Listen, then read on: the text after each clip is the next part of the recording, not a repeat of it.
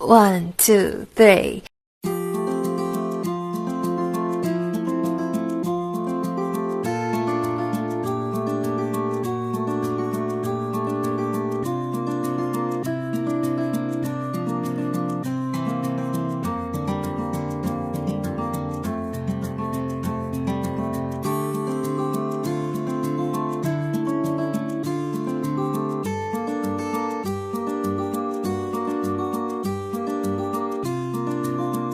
Diyos na nasa langit, maraming salamat po sa araw na ito at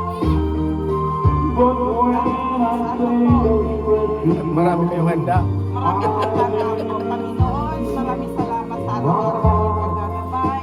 Hindi pa kami nakapaglaban sa iyo, lagi po kami kinakaawaan. Sa iyo ang karangalan at kapuyan walang hanggan. Ama, pakibasbasan niyo po itong aming kakainin sa pangalan ni Jesus na aming tagapagligtas. Amen.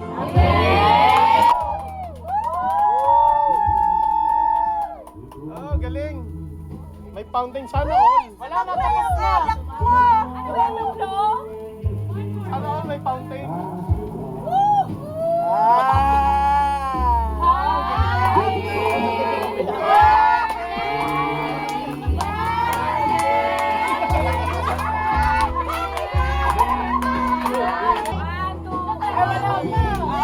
Sana magkaroon kang maraming birthday at magkita-kita tayo na.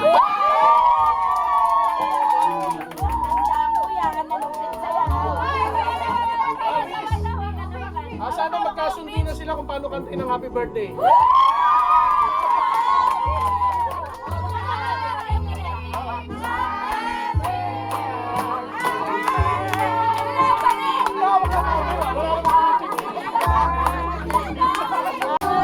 Ulit, ulit.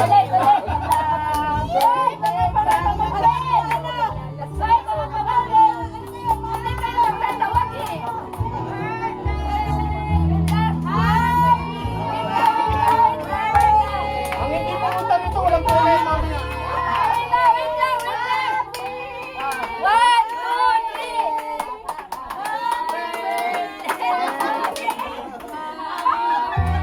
Ang pumunta talaga ng Panginoon.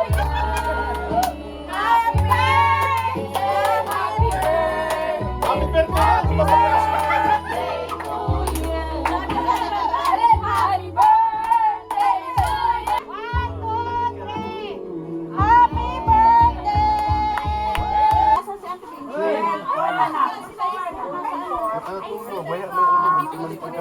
Sino Angel? Naka-idlip.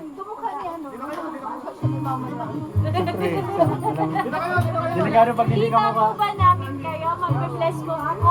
Isang tawag lang ha, pag tumoble eh, penalty. Mag-bless kayo. Kamukha naman.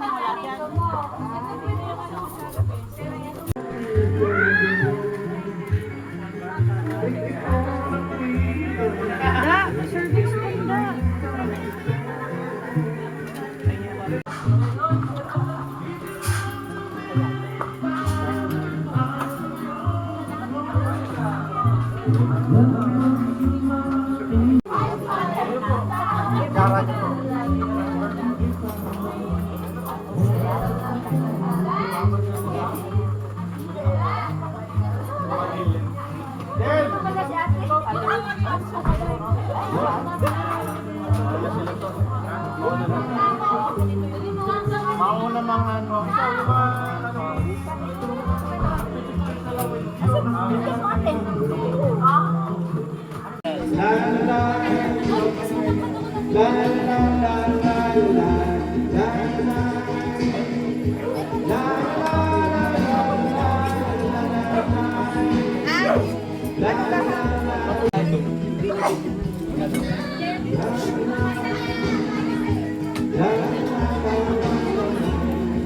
Sabi na yung videographer na yun.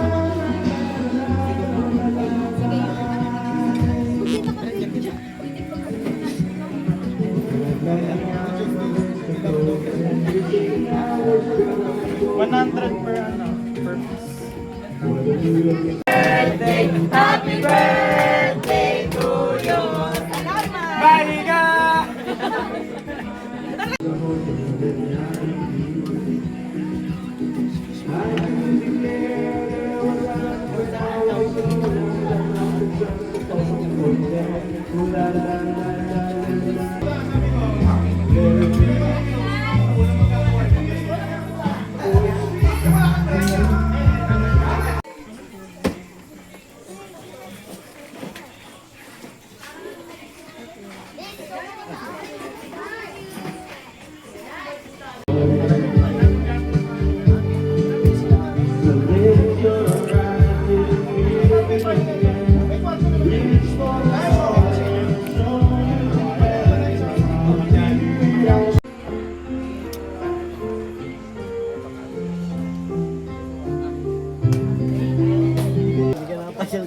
nga, wala punta.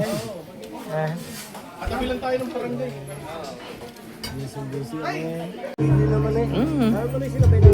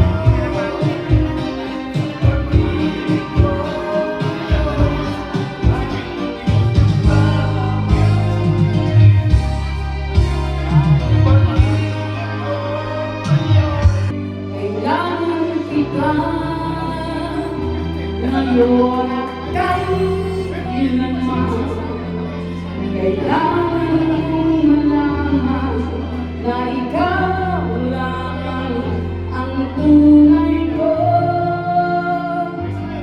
minamahal at tanging kailangan makapiling ka lagi.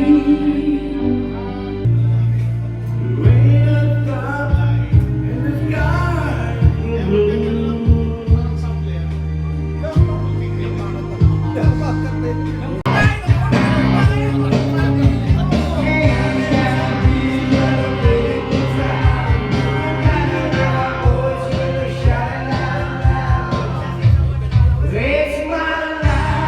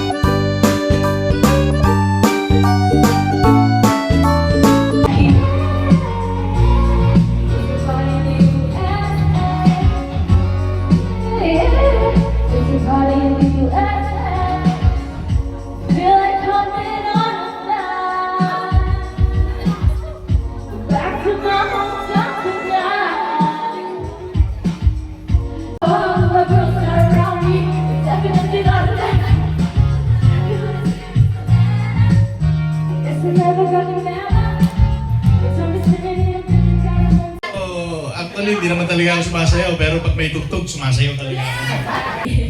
Ang celebration po natin ngayon is celebrating the birthday of our Tito Joey and then our Mama Nance. Tayo po muna kayo, Mama Nance, and then let us please welcome our two birthday celebrants.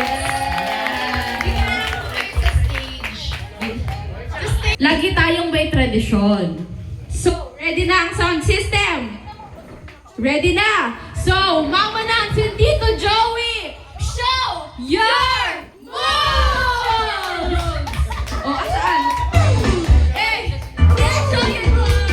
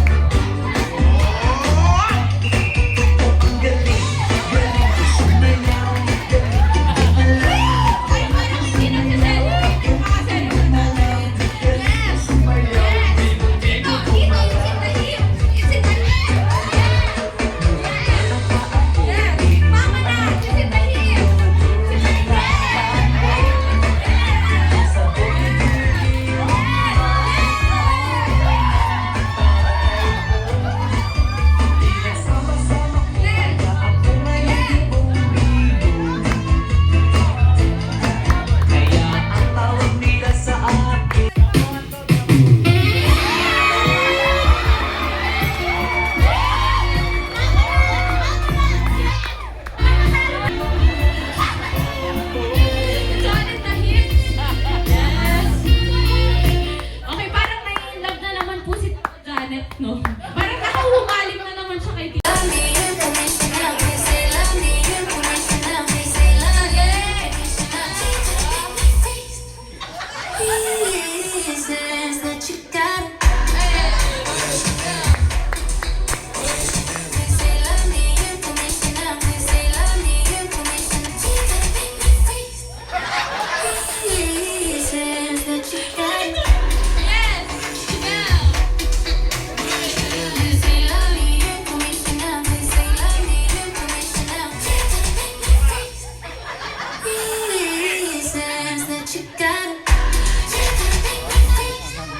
Message para kay Mama Nance.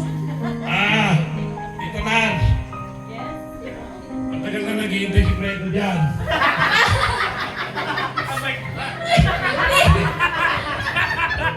Happy birthday, happy birthday. Hindi pa na. Lilin man ako dun sa igarito mo. Kinakitiyan niya na. What did he say? Okay, napaka-hard. Love na love kita. Nakalimutan. Ito ang ano ko eh. Ito ang, kumbaga sa ano, siya yung shadow ko. Siya. Okay. Talagang ako ang may birthday. Yes! Okay. Tingnan mo naman. Talagang, thank you brother. Nagdahil sa'yo, maraming lobo. Yun nga lang, hindi bagay sa akin yung mga ibote dyan. Akin na lang yung mga puso. Yeah. Maraming salamat sa mga nandito. Sana uulitin, nandito pa rin kayo.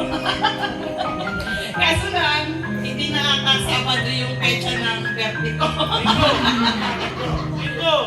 Linggo na. Salamat, maraming salamat kay William, Ate Bing, Saturday, pasok tayo na Saturday. Janet, salamat. Oh. Ulitin. Okay, syempre. Sa'yo, Tita Nance, matagal ko na sanang wini-wish sa'yo, makapag-asawa ka pa, kaya lang ayaw mo na talaga eh. Pero ganun pa man, salamat lang tayo lagi sa Panginoon kasi kahit pa paano. Grabe yung sound. Ayaw lang si Fredo. Kahit pa paano, makakarating din tayo sa pupuntahan. Sa'yo naman, Tol, ang aming pinakabunso. Alam mo, ano yan eh. Hindi, actually talaga si Bunso. Ano to eh, nung araw, likod ko na to lagi eh. Hindi, talagang backup ko na siya. May isang pagkakataon na batang-bata pa yan, manganganak na ako. Kahit hindi niya alam yung lugar na pupuntahan, inutusan ko siya. Tawagin mo si kuya mo at manganganak na ako. Sa madaling salita, kahit pa paano, hindi ko naman siya mapayagan kasi ang layo na pupuntahan niya sa Kainta. Tapos, hindi pa niya alam sumakay ng kasi bagong salta siya galing ng Baler. Pero dahil siguro nakikita niya nahihirapan ako, nagle-labor ako. Sabi niya, Tol, kaya ko puntahan si Bayaw. Sabi niya, ituro mo lang sa akin. Sabi ko, baka maligaw ka eh. Lalo't magka-problema tayo. Sa madaling salita, pinayagan ko kasi kahit ako nahihirapan eh. At sa awa at tulong naman ng Panginoon Diyos, pagbalik niya kasama na niya si Bayaw niya. Ang laking tuwa ako kasi ilang taon pa lang siya nun. Para, ilang taon ka nun, Tol? Hindi pa siya nag-high school eh. Elementary pa to eh. Elementary lang siya. Galing ng Baler, hindi niya alam kung paano ang lugar na yun. Sinundo niya sa project. sa site. Sinundo niya sa site. Sa side. Oo. Kaya simula pagkabata, back up ko na talaga siya. Umuwi kami ng Bicol kasi nag-aral kami. Tumira kami sa lola namin. Ganun pa man, dahil yung lola namin napilitang pumunta ng Maynila, si May Pane, naisan niya kami sa kabilang, sa kabilang lola. Isulat ko na lang sa maalala mo. Hindi. Gusto ko lang malaman nila kung gaano kami talaga ka-close ng bunso namin na to. Kita mo, nawala tuloy ako. Ano na ba yun? Oh. Nag-aaral kami doon. Naiwan ko siya. Sabi ko sa kanya, Ton, pag dating ko sa Maynila, sasabihan ko si Mama, papadalang ka ng pamasahe para makabalik ka ulit. Nakabalik naman siya. Solo siyang nagbiyahe din nun. Basta elementary siya. Bumiyahe siya ng Maynila nung siya lang mag-isa. Ganong katapang siya noong pamangbata siya. Hindi siya nagre-reklamo, basta inutusan ko. Ano lang siya, sunod. Kaya, bata pa man, gano'n na kami ka-close. Hanggang ngayon, hindi pwedeng tanggihan niya ako, hindi ko rin siya pwedeng tanggihan. Gano'n kami dalawa. Kaya yung in-between namin, gano'n parang kami yung yung open parenthesis, tapos close parenthesis. Yung mga sumunod sa amin nandun sa gitna, nakakurbada kami sa kanila. Kaya, yun lang naman. At alam niya ng asawa ko, kitang-kita niya sa aming magkakapatid. Kaya, Ton, maligayang karawan. Basta lagi walang sinasabi sa'yo, ano pa man ang marating natin, dapat di tayo magbabago. From the oldest sibling, no? Wow! Happy birthday! Para makalimutan mo na yung tinuro ko sa'yo. Ako nagturo sa kanya mag-beer out eh.